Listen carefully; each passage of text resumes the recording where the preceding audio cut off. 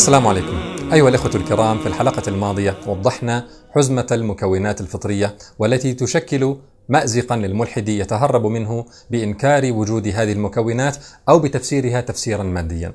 سنرى اليوم هذا السلوك الإلحادي مع أول مكون، ألا وهو نزعة التدين. ونقصد بالتدين إدراك الإنسان أن له ولهذا الكون خالقا مدبرا، والرغبة في عبادة هذا الخالق والتقرب منه، والشعور بالحاجة إليه، وكذلك اللجوء إليه عند الشدائد. المنظور الإسلامي يذكر وجود هذه النزعة كحقيقة مسلمة، وذلك في آيات كثيرة كقول الله تعالى: وإذا مس الإنسان الضر دعانا. الإنسان عموما لأنها فطرة مزروعة في كل إنسان، وقولنا بفطرية التدين يعني أنه مكون صميمي راسخ في النفس البشرية، وجزء أصيل من تكوينها توجد جذوره منذ ولادة الإنسان بغض النظر عن المؤثرات الخارجية. في البداية أنكر الملحد فطرية التدين وقال: بل إيمان الناس بوجود خالق أمر مكتسب بتأثير التربية وتناقل الأجيال لهذه الدعوة، ولو ترك الإنسان ونفسه فليس هناك ما يدعوه إلى الإيمان بوجود خالق.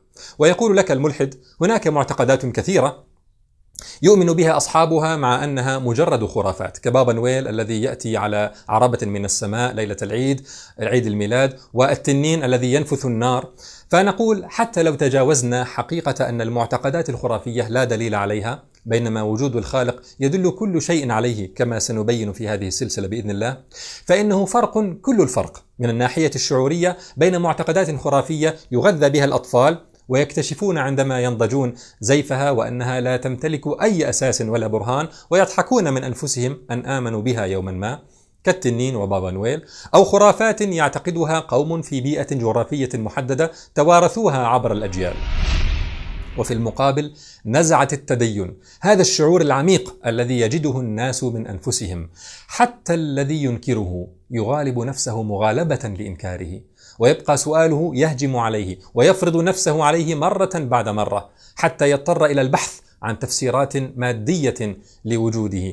فأصالة التدين في النفس البشرية أمر تؤكده دراسات الأنثروبولوجي علم الإنسان وسوسيولوجي علم الاجتماع، وبات من المألوف في العديد من الدراسات التعبير عن فطرية التدين بأن الدين أشبه ما يكون بشيء قد تم تسليكه في الإنسان. Religion is hardwired in humans، يعني هو مكون صميمي في الإنسان مختلط بلحمه ودمه كالشرايين والأعصاب، وهي حقيقة ضاربة في عمق التاريخ. حتى قال المؤرخ الإغريقي بلوتارك: إذا سافرت عبر العالم فمن الممكن أن تجد مدنا بلا أسوار، بلا آداب، بلا ملوك، بلا ثروة، بلا مسارح، ولكن لم يكن هناك يوما ولا يمكن أن يكون في يوم من الأيام مدينة بلا معبد يمارس فيه الإنسان العبادة. والأمر إخواني لا يحتاج دراسات ولا النظر في التاريخ، بل الإنسان يجده من نفسه أنه إذا وقع في الشدائد تحرك في نفسه معنى لا يستطيع دفعه بأنه ثمة قوة عليا بمقدورها إنقاذه، ووجد من حاله طلبا والتجاء لربه أن يخلصه من هذا المأزق.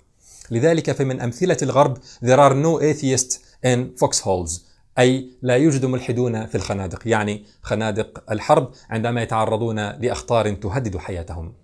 قد يكابر الملحد، وقد تجد مجموعة من الجنود الجبناء الذين يتسلون بقتل المدنيين واغتصاب أعراضهم وليسوا في خطر حقيقي، ومع ذلك يكتبون لوحة عليها Atheists and Foxholes، أي ملحدون في الخنادق. وقد تجد الملحدين يكثرون من التبجح بأنهم ليسوا بحاجة إلى الله، بل وكثيرا ما يشتمون الله، مع أن الأصل أنهم لا يؤمنون بوجوده، فكيف يشتمون شيئا غير موجود؟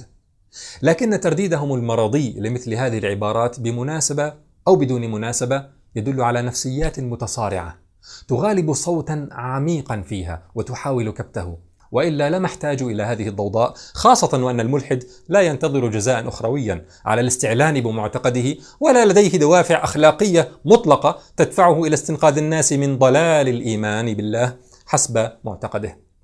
ولفراغ يعصف بكثير من الملاحدة بعد أن أنكروا هذا المكون الفطري الذي يفرض نفسه عليهم، بدأوا بتأسيس لون من التجمعات الإلحادية على نحو طقوسي مشابه إلى حد بعيد التجمعات الدينية، مثل ما يعرف بكنائس الملاحدة كنائس الملحدين Atheist Churches، والتي بدأت بالانتشار في دول متعددة كأمريكا وكندا وبريطانيا في تعبير واع أو غير واع عن مكنون فطري يبحث عن شكل من أشكال التنفيس.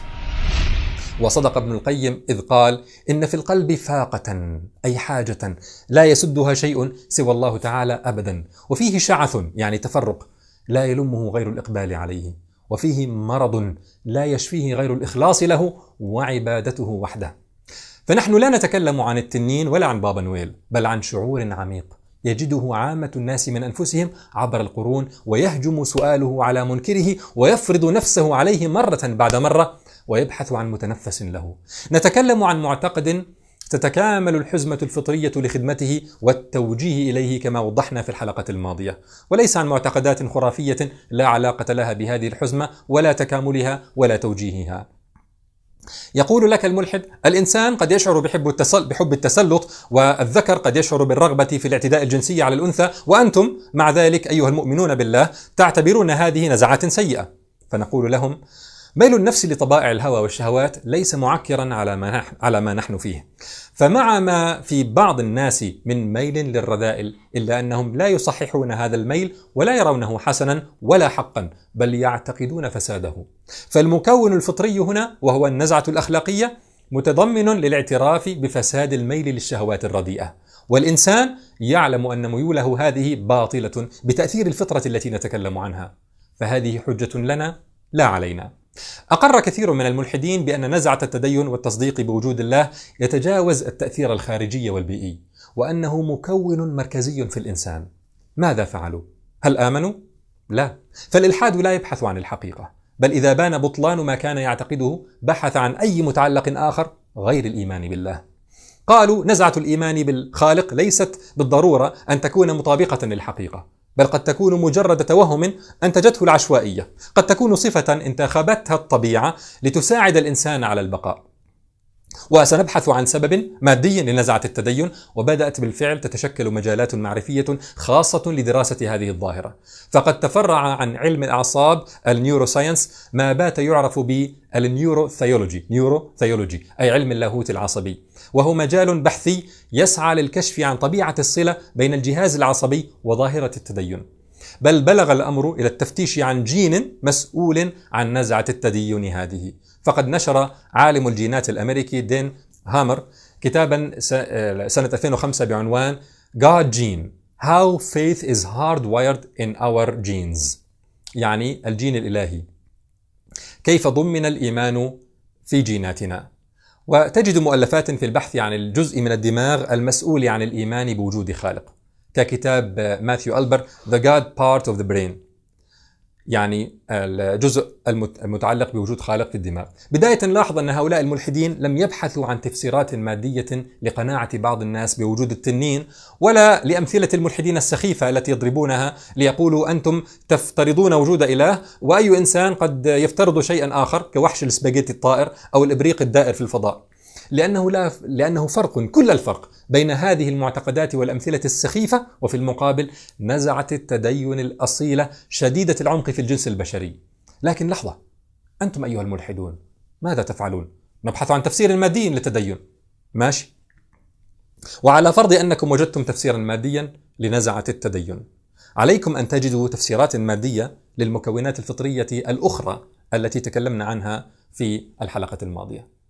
سنرى في حلقة الشعور بالإرادة الحرة بطلان محاولة تقديم تفسير مادي جيني لكل شيء وتحوله إلى سخافة مبتذلة.